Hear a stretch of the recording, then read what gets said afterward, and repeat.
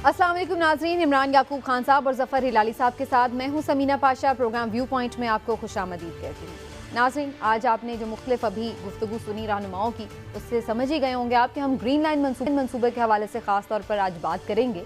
कराची के लिए एक देरीना मुतालबा था कि जी यहाँ पर कोई पब्लिक ट्रांसपोर्ट की सहूलत मैसर नहीं है। मुख्तलिफ सियासी जमातों ने मुख्तलिफ अदवार में इस हवाले से दावे भी किए और कोशिशें भी, लेकिन कोई भी बात पाए तकमील तक ना पहुँच सकी। लेकिन आज फाइनली ग्रीन लाइन मनसूबे का इफ्तिताह बदस्ते इमरान खान साहब हो गया है। अभी ट्रायल ऑपरेशंस हैं, लेकिन उसके बाद जाहिर है कि बाकायदा तौर पर ये सर्विस मुहैया की जाएगी और बताया ये जा रहा है कि 25 दिसंबर से जो अवाम है वो इस सहूलत से फ़ायदा उठा सकेंगे।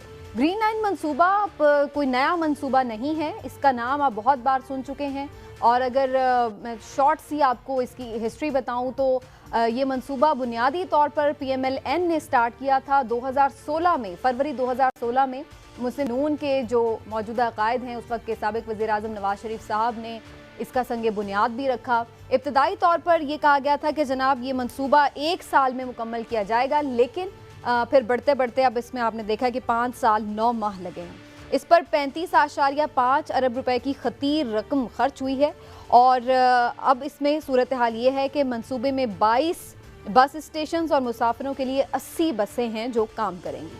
आवाम के लिए ये सहूलत जो है वो 25 दिसंबर से मैसर होगी, लेकिन इसमें अभी बहुत सारे सवालात बाकी हैं कि क्या इतनी बड़ी आबादी के शहर के लिए एक ये ट्रांसपोर्ट का मंसूबा काफ़ी है या कुछ और भी हमें सोचना होगा। इसके साथ साथ ये भी सवाल बड़ा इम्पॉर्टेंट है कि जनाब आखिर इस मंसूबे का, जैसा भी ये मंसूबा है, काफ़ी ना काफ़ी, लेकिन इसका क्रेडिट किसको जाता है? क्योंकि आज हम सुबह से प्रेस कॉन्फ्रेंसों का एक तवातुर का सिलसिला देख रहे हैं जिसमें हर कोई सियासी जमात खुद क्रेडिट लेना चाह रही है कि जनाब ये तो मंसूबा हमारा मंसूबा है। तो किसको असल में इसका क्रेडिट जाता है कंप्लीट करने का, इसके हवाले से भी बात करना बड़ा ज़रूरी है। और फिर इसके साथ साथ जो कराची में इस हवाले से और जो दीगर हवालों से सियासत की खिचड़ी पक रही है वो क्या है, उसके हवाले से भी कुछ जायज़ा लेंगे। तो आप सबको मैं खुशामदीद कहती हूँ। आज पहले मैं साहब की तरफ जाऊंगी और उनसे पूछूंगी कि वो कैसा महसूस कर रहे हैं कि फाइनली एक ट्रांसपोर्ट सिस्टम जो है वो मिला है कराची के शहर वालों को। हिलाली साहब, दावे तो पहले भी बहुत होते रहे हैं, हर कोई क्रेडिट भी ले रहा है, लेकिन आप क्या समझ रहे हैं कि ये मंसूबा मुकम्मल करना बेसिकली किसका क्रेडिट है, किसको मिलना चाहिए और कैसा ये सहूलत, इससे सही हो जाएगा, काम गुजारा हो जाएगा कराची वालों का? या बिल्कुल दो सवाल हैं आपके और 2 सेगमेंट्स में मैं उसका जवाब दूंगा। पहले, ये किसका प्रोजेक्ट है? ये नून का है या PTI का है? नून ने इस प्रोजेक्ट को ऑथराइज किया, कंसीव किया, मगर फंड्स नहीं रिलीज़ किया। फंड्स जो हैं वो सब PTI ने रिलीज़ किया। काम जो करना था, बिल्डिंग जो करना था, वो PTI ने किया। अब इसकी इम्प्लीमेंटेशन, इसको चलाना, वो भी PTI करेगी और इसकी खराबी और अच्छी जो उसको भी PTI का या ब्लेम लेना पड़ेगा या क्रेडिट लेना पड़ेगा। तो ये मेरे ख्याल में ये कहना कि इसलिए किसी ने एक प्रोजेक्ट को कंसीव किया या ऑथराइज कर दिया, उसके माने ये प्रोजेक्ट हो गया, इम्प्लीमेंट हो गया, फंड हो गया और चलने लगा, उनको कोई क्रेडिट नहीं है। सिर्फ वो आदमी जो ये प्रोजेक्ट सोचा, मेरे ख्याल में वो गलत है। अगर बांटें credit, if you want to divide it, तो मेरे ख्याल में ये क्रेडिट PTI को जाता है और ख्याल में नहीं, डेफिनेटली जाता है। दूसरी बात जो मैंने आप कहना चाहता हूँ, ये काफ़ी नहीं है कि ये प्रोजेक्ट आ जाएगा और चलने लगेगा। मैं आपको बताना चाहता हूँ कि बड़ा ज़बरदस्त ट्रांसपोर्ट माफिया है इधर। बल्कि मैंने आज ट्वीट किया है, मैंने अपने नाम के नीचे ट्वीट किया है कि मैं समझता हूँ कि 1 साल में या 1.5 साल में ये जो ट्रांसपोर्ट माफिया है, ये आधे बसेस को ख़त्म कर देंगे। अच्छा। ये लोग जो होते हैं ये जाके बसेस को डिस्ट्रॉय करते हैं, इसलिए कि इनकी रोजी की बात है। भाई, आप समझते हैं कि 70 साल में एक ट्रांसपोर्ट सिस्टम क्यों नहीं हुआ है पाकिस्तान में, खास तौर कराची में? They're all mafias. आपने देखे हैं वो बसेस जिस पे लोग जाते हैं, उनको सड़कों पे नहीं आने देना चाहिए, इतने सब स्टैंडर्ड और डेंजरस हैं। मगर 70 साल हो गए हैं, किसी का जुर्रत नहीं हुआ कि चलाए, और इनको सब जला देंगे। शक्कर डाल देते हैं टैंक्स में, इंजन सीज हो जाते हैं। मैं समझता हूं 50% 1-2 साल के अंदर ये बस खत्म हो जाएंगे। और दूसरे जो हैं, जब डेमोन्स्ट्रेशंस होंगे आप देखेंगे ये बसेस को जाके उल्टा देते हैं, बसेस को जाके जला देते हैं। So I am not very hopeful. अच्छा। जब तक पाकिस्तान और इधर के रवैया न बदले, आई am not very hopeful at all. मगर मैं आपको अभी नहीं, बाद में मैं आपको कहना चाहता हूं कि ये क्यों ये विजिट बहुत अच्छा था, ना सिर्फ इसके लिए मगर दूसरे प्रोजेक्ट्स के लिए, खास तौर के K4 के लिए, अगर टाइम है। मैं बहुत टाइम है हिलाल साहब, मैं दोबारा आती हूँ। मैं जरा इमरान साहब से भी कमेंट ले लूँ इनिशियल। इमरान साहब, आपके नज़दीक ये किसका क्रेडिट है? क्योंकि बड़ी खींचातानी सुबह से चल रही है कि अगर कोई अच्छा काम हो ही जाए तो सब क्रेडिट लेने पहुंच जाते हैं, लेकिन आप क्या समझते हैं, क्या पीटीआई को क्रेडिट मिलना चाहिए इस मंसूबे को कंप्लीट करने का? और फिर जैसे हिलाली साहब ने बात की, आपको भी लगता है कि कुछ खदशात हैं इस मंसूबे के ऊपर? बिस्मिल्लाहिर्रहमानिर्रहीम। देखिए, 2-3 चीज़ें हैं। पहले तो सियासत से हट के मैं आपको बिल्कुल कतई नज़र सियासत के किसी भी, मैं आपको ये कहूँगा कि आप ये देखें कि ये कराची के अवाम के लिए कितना अहम मंसूबा था कि आज तमाम चैनल्स पर और तमाम जगहों पर ये डिस्कस हो रहा है। इससे आप अंदाज़ा कर सकती हैं कि पब्लिक ट्रांसपोर्ट सिर्फ कराची का ही नहीं, पाकिस्तान भर के अवाम का एक कितना बड़ा मसला है। और ब्लूमबर्ग जो दुनिया एक मुस्तनद मैगजीन और अखबार समझा जाता है, उसकी रिपोर्ट के मुताबिक अगर आप सिर्फ कराची की बात करें तो कराची में सिर्फ 42% यानी 42% लोगों को पब्लिक ट्रांसपोर्ट की सहूलत मैसर है। लिहाजा ये एक बड़ा ही अहम मामला है और मैं समझता हूँ कि ये बड़ा अच्छा है कि इस तरह के मंसूबे शुरू। लेकिन मैं आप अर्ज करूँ आपसे, हिलाली साहब जो फरमा रहे थे ना कि सारा क्रेडिट पीटीआई को जाता है और नून लीग ने कुछ नहीं किया था, रिकॉर्ड की दुरुस्तगी के लिए मैं ये बता दूं कि 70% काम नून लीग के दौर में ये मुकम्मल हो गया था। 70%। अगर वो 70% हो गया था तो बगैर फंड्स की हो गया था, वो क्या हवा में हो गया था? पहली बात। दूसरी बात ये, मैं सोच रहा था जब वज़ीर आज़म इमरान खान साहब इस मंसूबे का इफ्तिताह कर रहे थे तो मैं सोच रहा था वो कैसा महसूस कर रहे होंगे। एक ऐसा मंसूबा कि जिस तरह के मंसूबों की हमेशा उन्होंने मुखालफत की, यानी जंगला बस का, किसी में कुछ का, किसी पे वक्त का, पैसे का ज़िया का, और फिर वो भी एक ऐसा मंसूबा कि जिसका संगे बुनियाद भी एक ऐसे शख्स ने रखा हो कि जिसके वो ना सिर्फ ज़ाती तौर पे मुखालिफ हैं बल्कि उसके अंदाज़े सियासत के भी हमेशा मुखालिफ रहे। उसके सड़कें बनाने के, उसके इस तरह के मंसूबे बनाने के, ऑरेंज लाइन पे, मेट्रो के, हमेशा उन्होंने तनकीद की। तो ये बड़ी एक अजीब सी बात थी।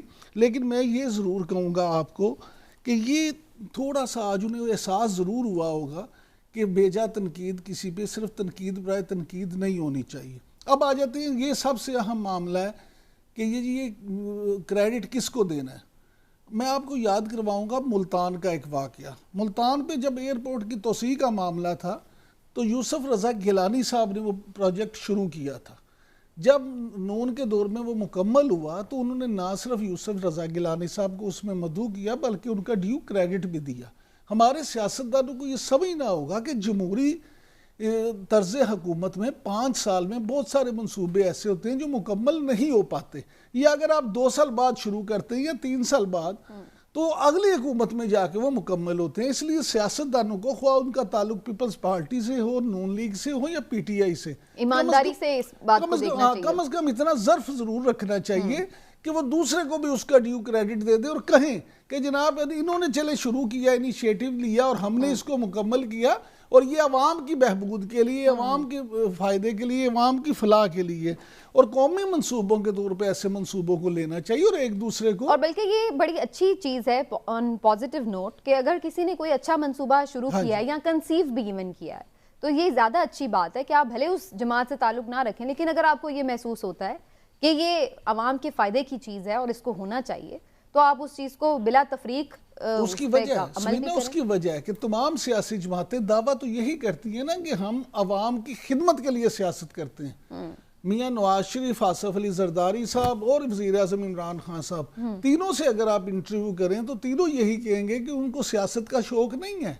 वो तो अवाम का दर्द है जो उन्हें मजबूर करता है कि वो सियासत करें, वो अवाम की खिदमत करना चाहते हैं। तो अगर इन तीनों का यही जज्बा है खिदमत का ही, तो फिर ये मिल के खिदमत कर सकते हैं। बिल्कुल ठीक है। हिलाली साहब कुछ ऐड करना चाह रहे हैं? जी हिलाली साहब।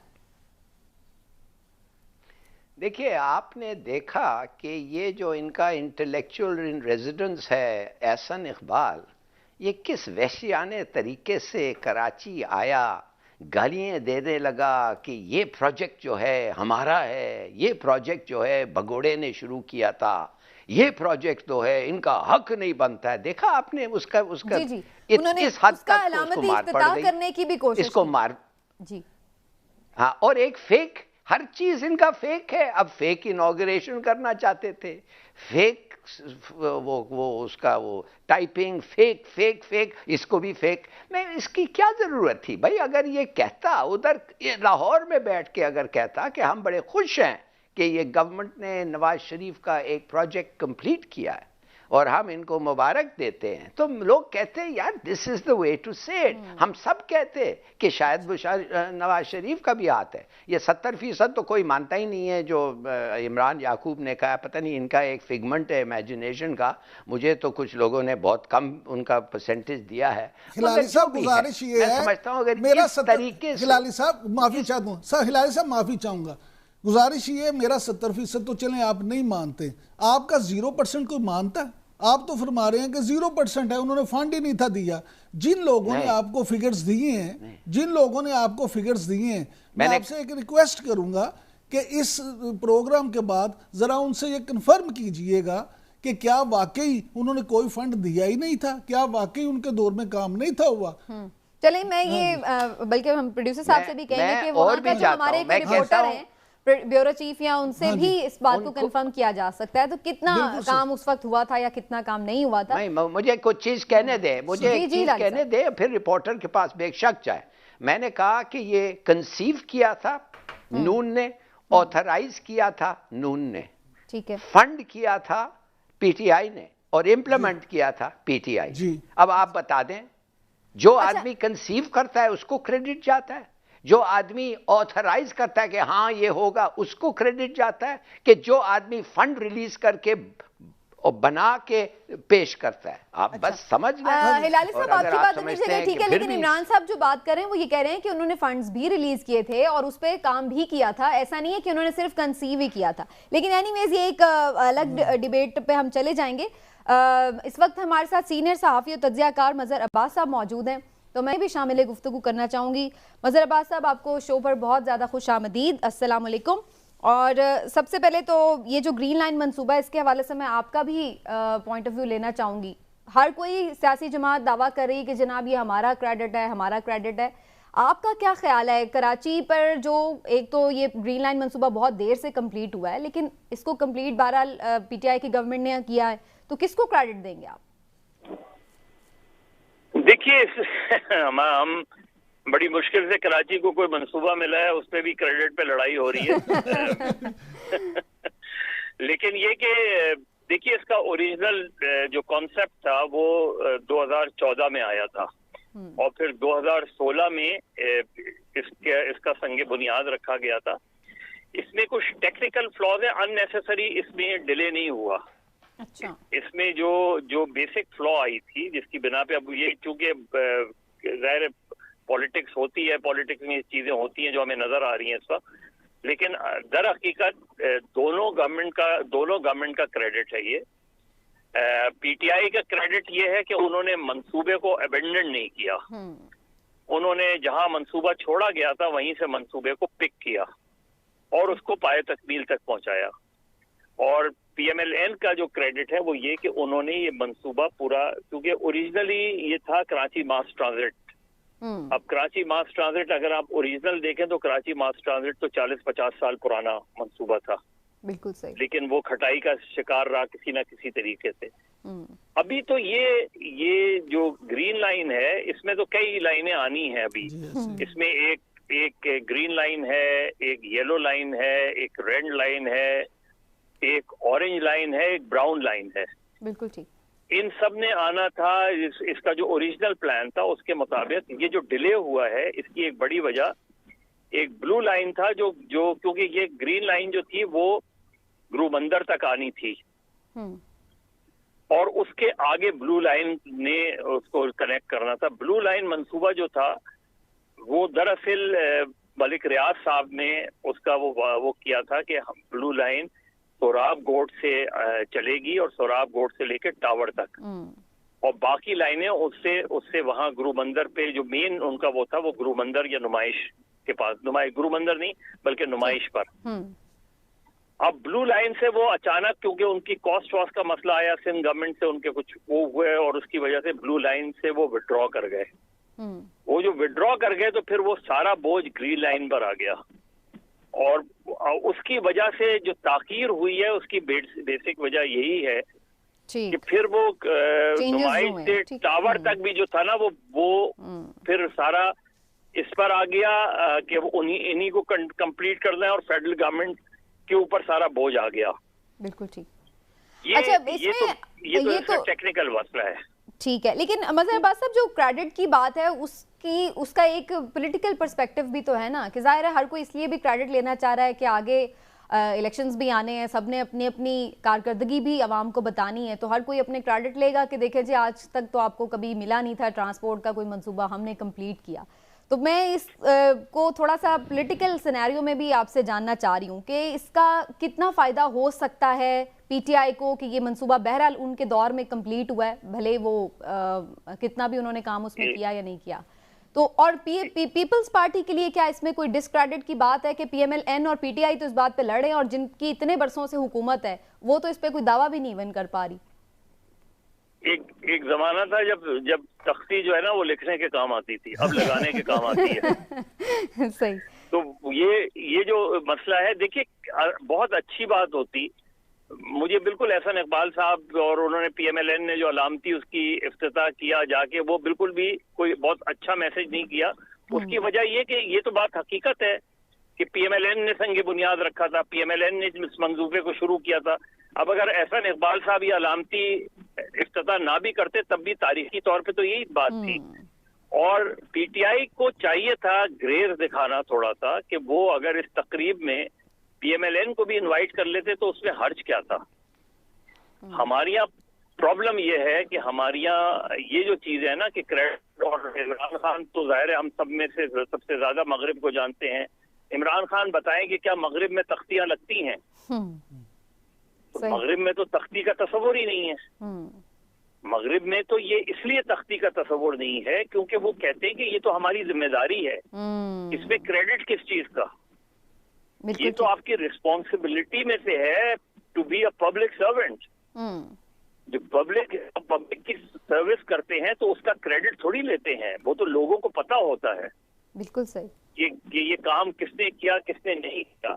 लेकिन वो बहरहाल खैर पॉलिटिकली भी अगर आप देखें तो पॉलिटिकली दोनों अपनी अपनी तरीके से क्रेडिट लेते रहेंगे। एक ने फीता काटा संग बुनियाद का, एक ने फीता काटा उसके काम का। तो उस लिहाज से अब जो अगर तारीखी वैसे हम देखें तो जाहिर है जब बस चलेगी तो लोग इमरान खान को याद करेंगे, लेकिन कुछ लोग ऐसे भी हैं जो कहेंगे कि मंसूबा तो मुस्लिम लीग, देखिए जैसे मोटरवे है, ठीक है, अब सक्खर से मुल्तान तक मोटरवे थी तो उस मोटरवे का इफ्तिताह नहीं किया गया क्योंकि उसका इफ्तिताह किया जाता तो ये कहना पड़ता कि ये नवाज शरीफ की है। बिल्कुल सही। तो अच्छा, लेकिन ऑरेंज ट्रेन का इफ्तिताह फिर भी कर दिया गया था, हालांकि वो इसका क्रेडिट नहीं लेते पीटीआई, लेकिन ऑरेंज ट्रेन का इफ्तिताह उन्होंने कर दिया, बेशक एक बुझे हुए और टूटे हुए दिल के साथ ही किया कि जी तो हमारे गले पड़ा हुआ है मंसूबा। मजहर भाई, मैं ये शामिल होने से पहले ये कह रहा था कि हमारे यहाँ ये जो सियासतदान है ये मुश्तरका तौर पे कौमी मंसूबों की मुश्तरका ओनरशिप क्यों नहीं लेते? देखिए वही बात है, इसमें हमारी पॉलिटिकल इमेच्योरिटी का बात है। अगर इस मंसूबे में जब आप इफ्तिताह कर रहे थे और तारीखी तौर पे आप खुद भी कहते हैं कि संगी बुनियाद जो है वो नवाज शरीफ साहब ने रखा, तो अगर आप इसका थोड़ा सा ग्रेस शो कर देते कि आप उस तकरीब में मुस्लिम लीग नून को भी इनवाइट कर लेते, वो आते ना आते लेकिन ये आपका ग्रेस होता। आप इस तकरीब में अगर जो है वो बाकी जमातों को भी उठवाते तो यहाँ इनवाइट करते तो उसमें कोई ये नहीं कहता कि ये क्रेडिट आपका नहीं है, क्योंकि 3-3.5 साल में अच्छी बात यह है और इसका क्रेडिट पीटीआई को जाता है। लेकिन माजी में हमने देखा है कि जो दूसरी हुकूमतों के मंसूबे होते हैं वो आने वाली हुकूमत अबेंडन कर देती है या डिले कर देती है। इन्होंने 2018 में जब वो मंसूबा जो है उसकी कुछ बेसिक काम हुआ था उसको वहां से पिक किया और उसको पाए तकमील तक पहुंचाया, तो इसका पूरा 100% क्रेडिट जो है वो पीटीआई को जाता है। अच्छा मजहर भाई ये माफ कीजिएगा, ये बताइए कि आप क्या समझते हैं, क्योंकि खुद आप कराची से आपका ताल्लुक है और कराची के मसाइल को बड़ी अच्छी तरह से समझते हैं, आप क्या समझते हैं कि अभी पीटीआई को या पीपल्स पार्टी की हुकूमत को फौरी तौर पे और किस लाइन पे काम करना चाहिए जिससे वाकई ही पब्लिक ट्रांसपोर्ट का मसला किसी हद तक हल हो सके? देखिए, पब्लिक ट्रांसपोर्ट तो बहुत बड़ा मसला है यहाँ। देखिए, इस शहर में कम से कम 1 करोड़ लोगों को पब्लिक ट्रांसपोर्ट चाहिए। जिस शहर की आबादी का ही आपको नहीं पता, उस शहर को प्लान कैसे करेंगे आप? सही। इस शहर की आबादी तकरीबन 3 से 3.5 करोड़ है। बिल्कुल ठीक। ये वो सारे मंसूबे हैं जो आज से 25, 30, 40 साल पहले कंप्लीट होने चाहिए थे। आपने सर्कुलर रेलवे खत्म कर दी, आपने ट्राम खत्म कर दी, आपने पब्लिक ट्रांसपोर्ट खत्म कर दी। तो अब शहरियों के पास क्या है? वो मोटरसाइकिल है, वो मिनी बसेस हैं, वो रिक्शा है, टैक्सी हैं जिनके मीटर्स नहीं होते। ये तो हमारे यहाँ तो जो सूरत हाल रही है वो बहुत खराब रही है और इस वक्त तो और ज्यादा वो हो गई है, क्योंकि जहाँ सर्कुलर रेलवे चलती थी वहाँ आबादी, वहाँ उन सारे ट्रैक पे इंक्रोचमेंट हो गई है, वहाँ बहुत मैसिव काम करने की जरूरत है। मजहर साहब आप साथ रहिएगा, हिलाली साहब भी हमारे साथ मौजूद है, मैं उनका भी कुछ कमेंट लेना चाह रही हूँ। हिलाली साहब आप जो ऐड करना चाह रहे हैं वो भी प्लीज कीजिएगा, और आपसे भी जानना चाहूंगी कि क्या फौरी तौर पर काम होने चाहिए जिससे कुछ ना कुछ रिलीफ मिले लोगों को और कुछ मुश्किलात, उनकी जो सफरिंग मुश्किलात हैं उसमें कमी आ सके। देखिए, पहली बात तो ये है जो मजहर ने कहा है बिल्कुल सही कहा है। और वैसे मेरे ख्याल पता नहीं, शायद अगर ये हरकत नहीं करता एहसान इकबाल, शायद उसका कोई मेंशन होता तकरीरों में कि ये बुनियाद जो है उन्होंने। मगर देखिए, अफसोस से ये कहना पड़ता है कि उसका जो स्टेटस है इस वक्त, जिस आदमी ने इस प्रोजेक्ट को सैंक्शन किया है और जिस आदमी ने कंसीव किया है, वो एक भगोड़ा है। अब अमूमन एक क्रिमिनल को आप क्रेडिट इन चीज़ों में थोड़ा सा झिझक के देते हैं। बहरहाल मगर ठीक कह रहे हैं मजहर अब्बास, वो उसने सोचा, and to that extent he should certainly get the credit. मैं थोड़ा सा आगे बढ़ना चाहता हूँ। ये मेरे ख्याल में ये सिस्टम नहीं चले, मेरे ख्याल में ये बसेस या जल जाएंगे या इनको डिलिबरेटली सैबोटाज किया जाएगा, मगर वो एक मेरा ख्याल है। शायद मजहर डिसएग्रीज विद दैट, मगर मैं सिर्फ ये कहना चाहता हूं कि इस विजिट का जो इम्पैक्ट है कराची वालों, हम लोगों पे बहुत काफी सब्सटेंशियल इम्पैक्ट है। अच्छा। पहले तो बड़ी अच्छी बात है कि ये आया और आके इन्होंने अनाउंस किया कि 3 स्टॉर्म नाले जो अगर भर जाएं, जैसे वो भर जाते थे, आधा कराची खत्म हो जाता है, घर में पानी आ जाता है, गरीब लोगों की पका नहीं सकते हैं। जो नाले हैं, गुज्जर नाला, औरंगी नाला और महमूदाबाद का नाला, उसने अनाउंस किया है इमरान खान ने कि इनके डेट्स दे दिया है कंप्लीशन के। गुज्जर तो मेरे ख्याल में शायद अब ठीक हो गया है, या महमूदाबाद, दोनों में से एक खत्म ही हो गया, दूसरे 2 करने हैं। इट्स वंडरफुल न्यूज़ गरीबों के लिए, जो बच्चे स्कूल में जाना चाहते हैं, बस्तियों के लिए वंडरफुल न्यूज़। दूसरा अच्छा खबर यह है कि एक एलिवेटेड ट्रैक और रेलवे और सर्कुलर रेलवे, ये भी काम इस पे शुरू हुआ है, और वो बता रहा था कि ये भी खत्म हो जाएगा जल्दी से। और फाइनली ये ट्रक कॉरिडोर, कराची के ट्रैफिक में कराची के ट्रक्स जो कंजेशन होता है, एक स्पेशल कॉरिडोर बनेगा। वो भी इमरान खान ने कहा कि टाइम पे, उसने कुछ डेट दिया है कि ये सब कब होगा। तो आई थिंक कि ये बड़ी अच्छी चीजें हैं जो होने वाली हैं कराची को, and the man is giving time. जब एक आदमी एक डेट देता है कि इस वक्त तक हो जाएगा, तो अमूमन, हालांकि वो पोस्टपोन होते जाते हैं कभी कभी, मगर हम उम्मीद है कि उस वक्त हो जाएगा। साथ साथ बड़ा अच्छा एडवाइस दे दिया इस सिंध गवर्नमेंट को, कहना हेल्थ कार्ड दो, हम दे चुके हैं केपी में, हम दे चुके हैं पंजाब में, इधर क्यों नहीं देते हो। और मुझे बहुत ही अफसोस हुआ सुन के, नूरुल हुदा शाह एक पोएट है, सिंधी पोएट, जो कहती है कि तुम, परसों इसने एक सेमिनार में कहा, पता नहीं मज़र उधर गया था कि नहीं सेमिनार में, कि गांव में सिंध में अगर आप देखना चाहते हैं कि इंसान और हैवान वो कैसे एक स्टैंडर्ड पे रहते हैं, तो आइए सिंध के विलेजेस में आए, देखिए व्हाट अ शॉकिंग स्टेटमेंट। तो 13 साल 18 साल पता नहीं कितने सालों के बाद इस गवर्नमेंट के, तो मैं समझता हूं कि माफ करिए, अगर हम लोग कहते हैं कि एडमिनिस्ट्रेशन कमजोर है, गवर्नमेंट कमजोर है, पार्टीज ये बड़ा इंपॉर्टेंट आपका पॉइंट है, हम किसको कहें बिल्कुल सही है। और इसमें ना सिर्फ ये कि उन्होंने कहा पॉइंट नहीं, बल्कि इसके साथ साथ हम देख रहे हैं आजकल चीफ जस्टिस भी बड़ी क्लास ले रहे हैं मुख्तलिफ मामलात पर कि क्या सिंध में एडमिनिस्ट्रेशन होती रही है, उस पर मजीद भी ये पॉलिटिकली कितना किसके लिए फ़ायदेमंद हो सकता है या कितना किसके लिए नुकसानदेह हो सकता है, पॉलिटिकली क्या गेम सिंध में आने वाले दिनों में हम देख सकते हैं, इसके पर्सपेक्टिव में भी कुछ बात करेंगे। मज़र साहब, आपसे रिक्वेस्ट होगी आप हमारे साथ रहिएगा, एक ब्रेक ले लेते हैं, ब्रेक वापस आएंगे तो फिर उसके बाद आकर कुछ मजीद इसी हवाले से गुफ्तगू को आगे बढ़ाएंगे। हमारे साथ रहिए।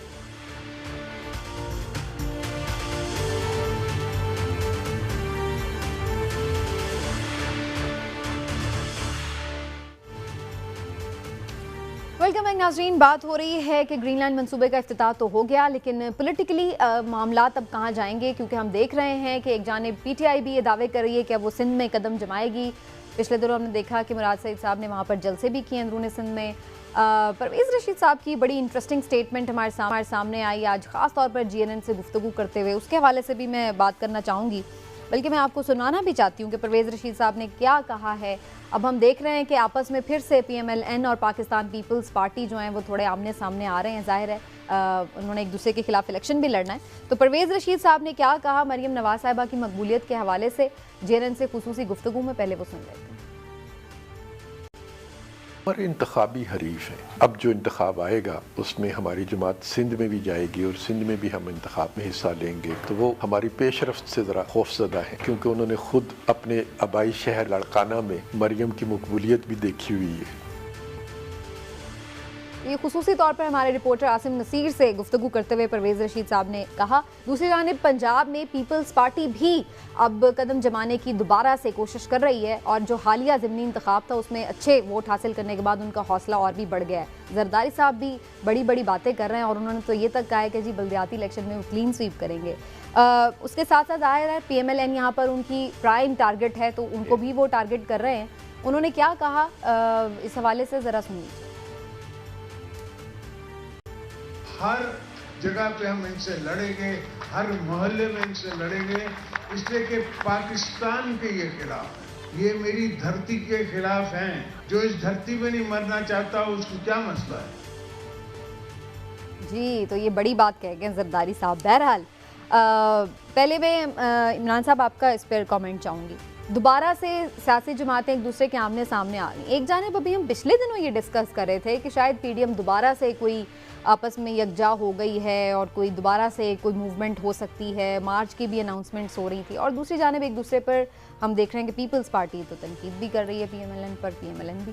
समीना देखिए, मैं हमेशा इस प्रोग्राम में आपको यही कहता हूँ कि पाकिस्तान पीपल्स पार्टी और मुस्लिम लीग नून अपने सियासी फ़ायदे के लिए एक दूसरे का कांधा तो इस्तेमाल कर सकते हैं, लेकिन बहरहाल हर हालत में उन्होंने इलेक्शन एक दूसरे के खिलाफ ही लड़ना है।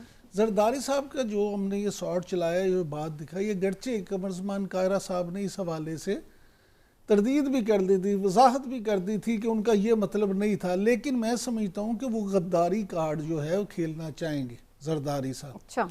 और दूसरी बात ये आपसे मैं अर्ज़ करूँ, ये जो इलेक्शन वाली बात है, तो हमारे वाकफा ने हाल, ख़ास तौर पे मज़र भाई मैं आपके ज़रूर इस पे चाहूँगा बाद में कमेंट, हमारे वाकफा ने हाल ये बताते हैं कि पाकिस्तान पीपल्स पार्टी को कुछ ख़ास लोगों की तरफ से एक टास्क दिया गया था और ये कहा गया था कि अगर आपने 20,000 से ज़्यादा वोट ले लिए तो फिर हम देखेंगे कि आइंदा पंजाब में आपने क्या करना है। अच्छा, अब अगर वो 20,000 वोट लेना इतना ही ज़रूरी थे तो फिर आसिफ अली जरदारी साहब ने एक टीम तरतीब दी और कमर ज़मान कायरा साहब, राजा परवेज़ अशरफ साहब, चौधरी मंजूर साहब और दूसरे जो लोग थे उनसे कहा कि आप, वो पंजाबी में कहते हैं बोड़ियां तो मुंह खोल देते, यानी उन्होंने कहा खजाना जो है ना वो खर्च कर दो लेकिन इसमें वोट चाहिए।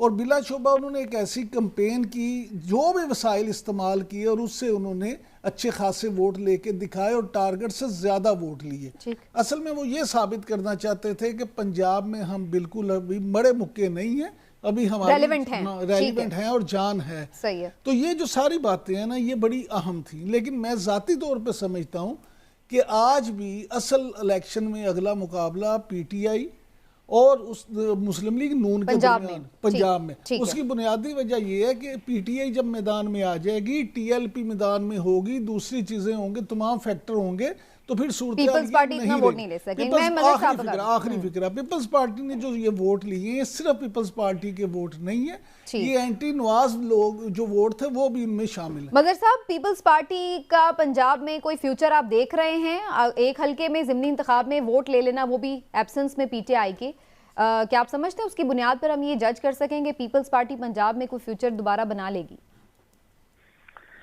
देखिए, पीपल्स पार्टी पिछले 90s से पंजाब के अंदर बहुत सियासी गलतियां करती आ रही है।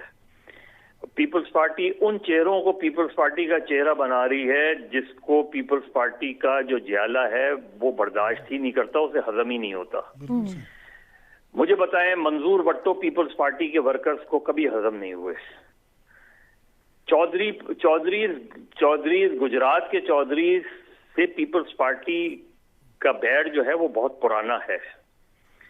अब अगर जरदारी साहब चौधरीज को पीपल्स पार्टी का फेस बनाने की कोशिश कर रहे हैं या पीपल्स पार्टी की फ्रेंचाइज उनके हाथ में दे रहे हैं, तो मेरा ख्याल है पीपल्स पार्टी की जो रही सही कसर है वो भी हो जाएगी। हो सकता है कि वो पॉलिटिकल मैनूवरिंग करके कुछ वो कर लें चीजें, लेकिन ये पीपल्स पार्टी की नजरियाती पॉलिटिक्स का खात्मा है। अच्छा, ये जो चीज है, देखिए पीपल्स पार्टी क्यों पंजाब से गायब हो गई है। इसका अगर आप एक जमाने में जब पीपल्स पार्टी इलेक्शन हारती भी थी ना, तो पीपल्स पार्टी का वोटिंग परसेंटेज बरकरार रहता था। वो अच्छा खासा वोट लेते थे, इसके बावजूद कि अगर वो हार भी जाते थे। पीपल्स पार्टी ने पंजाब को भुट्टो के बाद अपना बेस नहीं बनाया। भुट्टो ने पंजाब को अपना बेस बनाया था, हालांकि उसका ताल्लुक सिंध से था। 86 में बेनजीर बेस बना सकती थी जब इतना बड़ा क्राउड उनको रिसीव करने आया था, लेकिन उन्होंने पंजाब को अपना बेस कैंप नहीं बनाया। ठीक। बेनजीर के बाद तो पॉलिटिकल चेहरा ही तब्दील हो गया और सारी चीजें तब्दील हो गई।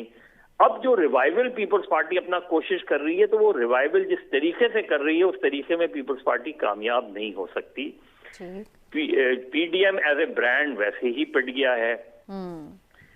और ये बात अपनी जगह परवेज रशीद साहब ने जो बात की है, आज मरियम नवाज, अगर वो तो पीएमएलएन की जो है वो नाकिस पॉलिटिक्स का है, वरना मरियम नवाज को लोग सुनने आएंगे सिंध के अंदर। अच्छा। इसलिए कि देखिए, नवाज शरीफ से आप लाख इख्तलाफ, 50 चीजों पे इख्तलाफ हो सकता है, करना भी चाहिए, उन्होंने जो जिस तरीके से पॉलिटिक्स की उससे, लेकिन एक फैक्टर जो नवाज शरीफ के हक में जाता है छोटे सूबों में, आज छोटे सूबे पंजाब को उस तरीके से नहीं देखते जिस तरीके से माजी में देखते थे।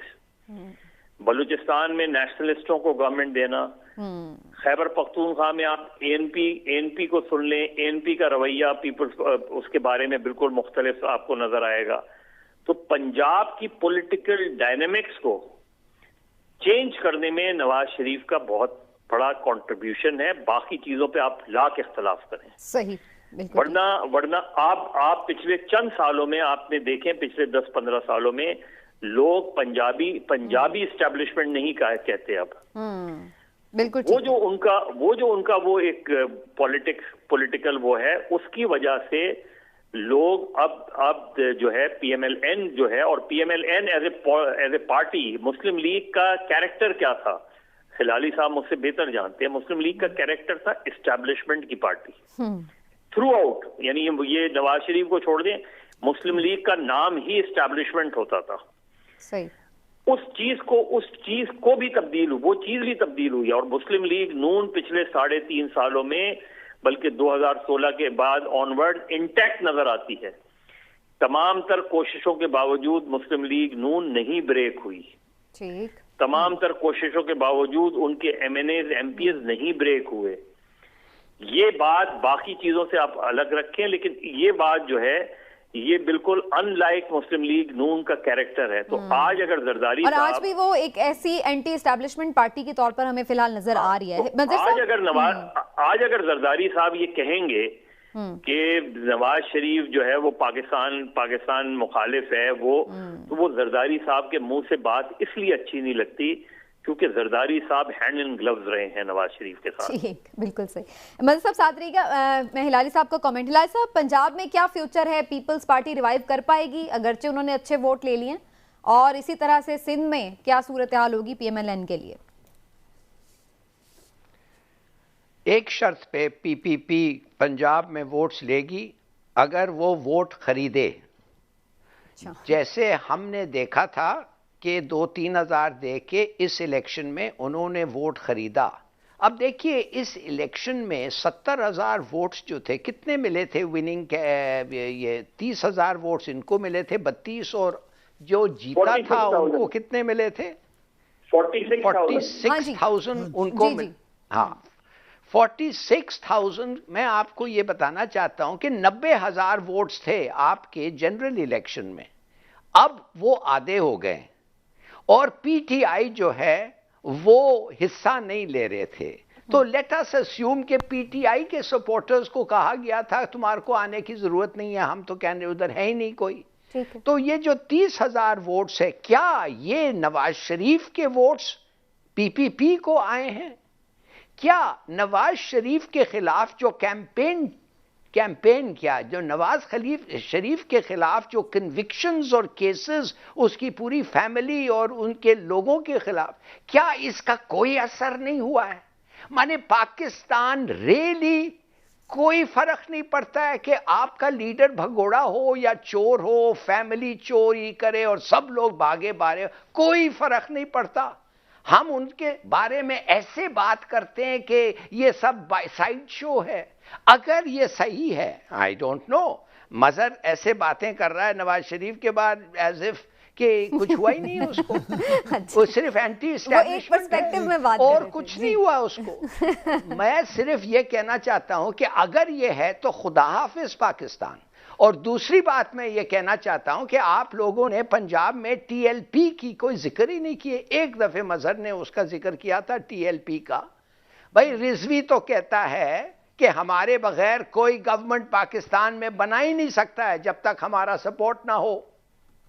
Look at that. तो वो एक बड़ा और हम देख रहे हैं उनका टर्नआउट उनके फर्स्ट इलेक्शन में number 3 party in Pakistan.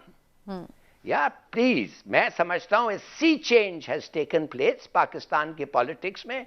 TLP की जगह है और पैसे की जगह है, बहुत पैसे की जगह आ गई है। और मैं नहीं समझता कि नवाज शरीफ। हाँ जी मदद साहब। हिलाली साहब देखिए, मैंने तो एक चीज सामने रखी कि जी छोटे सूबे आज उसके बारे में क्या सोचते हैं। जहां तक आपकी बात है ना, देखिए पिछले जितने भी बाई इलेक्शन हुए हैं, नवाज शरीफ को तो 2016-2017 में सजा हो गई थी ना, तो उस लिहाज से तो मुस्लिम लीग नून पंजाब में खत्म हो जानी चाहिए थी।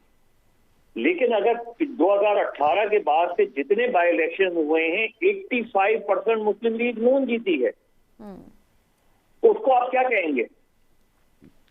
After Nawaz Sharif being convicted.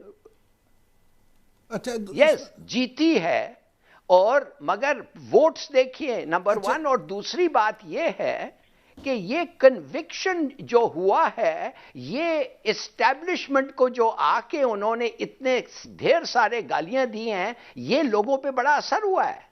अच्छा, लोग तो जो फिर है तो अगर लोग पसंद नहीं कर रहे जो भी होते नवाज शरीफ है, ये एस्टैब्लिशमेंट के जी नहीं, अगर लोग इस चीज को ना पसंद कर रहे होते फिर वो उसको अपने एंगर को वोट ना दे के शो करते हैं। हिलाली साहब जो फरमा रहे थे ना कि इनको वोट इतने कम मिले हैं और देखें, पहली बात यह कि आम इंतखाबात में जो वोटों का परसेंटेज होता है उसको ज़िमनी इलेक्शन में कभी कंपेयर किया ही नहीं जा सकता। दूसरा, अगर आप देखें कि आम इंतखाबात में जब इनको 90,000 के करीब वोट पड़े थे तो उस वक्त जितने वोट कास्ट हुए थे वो उसका 47% थे, और अभी भी परसेंटेज ऑलमोस्ट अब सुन लेने, या वो नहीं है, बल्कि ज्यादा है, इस दफा 58% है। यानी वोट इन्हें कम पड़े हैं लेकिन कास्ट शुदा वोटों का वो 58% के करीब है। यानी मुस्लिम लीग नून का उस लिहाज से देखें तो वोट बैंक बड़ा है। दूसरी बात कि ये वोट सिर्फ पीपल्स पार्टी के नहीं थे, टीएलपी के भी वोट थे, क्योंकि अंडर हैंड टीएलपी से पीपल्स पार्टी के मामला चल रहे थे। तो ये सारी चीजें जो हैं ये आपको देखना पड़ेगा। बिल्कुल सही। अब हम पीएमएलएन और पीपल्स पार्टी की जहां बात कर रहे हैं तो वहां ज़ाहिर हम पीटीआई को कैसे मिस कर सकते हैं। लेकिन मदर साहब, जो अभी हालिया सर्वे है ट्रांसपेरेंसी इंटरनेशनल का, वो तो पीटीआई के लिए बड़ा मेरा ख्याल है परेशान कुन होना चाहिए। काफ़ी ज़्यादा लोग मायूस और अगर ये कहा जाए कि उनसे नाउम्मीद हैं तो गलत ना होगा। तो इस बेस पर अब आप क्या देख रहे हैं कि आने वाले दिनों में पीटीआई क्या सिंध में अपना जगह बना सकेगी, गर्चे वो इफ्तिताह भी कर रहे हैं, मंसूबों का ऐलानात भी और कर रहे हैं, और हमने देखा जी। देखिए, हिलाली साहब जो बात कर रहे थे ना टीएलपी की, इस वक्त कराची में अगर लोकल बॉडीज की इलेक्शन आज हो जाए तो TLP will be a surprise package इन कराची। अच्छा इसलिए कि पीटीआई ने परफॉर्म नहीं किया, एमक्यूएम ऑलमोस्ट खत्म होती जा रही है, पीपल्स पार्टी मार्जिनलाइज्ड है, जमात इस्लामी का वोट उस अंदाज में बढ़ता नजर नहीं आ रहा। अच्छा। अगर कोई जमात इस वक्त आज के दिन कराची में बहुत ऑर्गेनाइज नजर आती है तो वो टीएलपी है। अच्छा, ये इंटरेस्टिंग फैक्टर है कि इवन इन कराची, मतलब नॉट ओनली इन पंजाब बल्कि इन कराची। बुनियादी वजह ये है, मजहर भाई बिल्कुल ठीक कह रहे हैं, जमीयत उलमा पाकिस्तान को याद करें, मौलाना शाह अहमद नूरानी साहब, वो उनका भी कराची बड़ा स्ट्रॉन्ग होल्ड था। और अगर आप देखें कि जिस मसलिक से टीएलपी का ताल्लुक है, अहले सुन्नत वल जमात बरेलवी मकतबा फिक्र, कराची में एक बहुत बड़ी तादाद उनकी है, बिल्कुल ठीक। और वो सब लोग जो हैं वो टीएलपी के साथ हैं। लेकिन मजहर बात साहब, आपने सिर्फ बल्दियाती इलेक्शन का जिक्र इसमें क्यों किया कि अगर आज बल्दियाती इलेक्शन हो जाएं, अगर जनरल इलेक्शन हो तो क्या वहां पर टीएलपी का वोट बैंक नहीं होगा? हाँ, नहीं, देखिए, बल्दियाती इलेक्शन जो होता है ना वो ग्रास रूट लेवल का इलेक्शन होता है। जी बिल्कुल। यूसी लेवल का इलेक्शन होता है, वहाँ यूसी के लिए आपको वोट बहुत ज्यादा नहीं चाहिए होता। तो वो जो है उसमें उनका जो इन रोड्स हैं, और क्योंकि ये याद रखें कि टीएलपी मॉस्क पार्टी है, मसाजिद की पार्टी है, और तो जनरल इलेक्शन में वो फैक्टर इतना इंपॉर्टेंट नहीं होगा। मैं ये जानना चाह रही हूं बेसिकली। जनरल इलेक्शन की क्योंकि कॉन्स्टिट्यूंसी बड़ी होती है, नेशनल असेंबली और प्रोविंशियल असेंबली की, वहां उनका वोट जो है वो दूसरों की पोजीशन पर असरअंदाज हो सकता है। जो साद रिजवी साहब का बयान है ना कि हम डिसाइसिव फैक्टर होंगे। डिसाइसिव फैक्टर मतलब ये कि अगर पंजाब में जिस तरह 2018 में हुआ था कि उन्होंने कोई 50-60 सीटों पर जो पीएमएलएन हारी है, वो टीएलपी फैक्टर है, क्योंकि टीएलपी इससे पहले जब टीएलपी नहीं थी तो वो वोट मुस्लिम लीग का वोट था। बिल्कुल सही। पीपल्स पार्टी का जो वोट गया है, वो पीटीआई में गया है, क्योंकि उस वक्त इमरान खान जो एंटी नवाज उन्होंने पोस्चर दिया था, तो जो पीपल्स पार्टी का नून लीग के साथ एक फ्रेंडली रिलेशनशिप थी, उससे बहुत सा जो पीपल्स पार्टी का वर्कर है वो शिफ्ट हो गया पीटीआई की तरफ।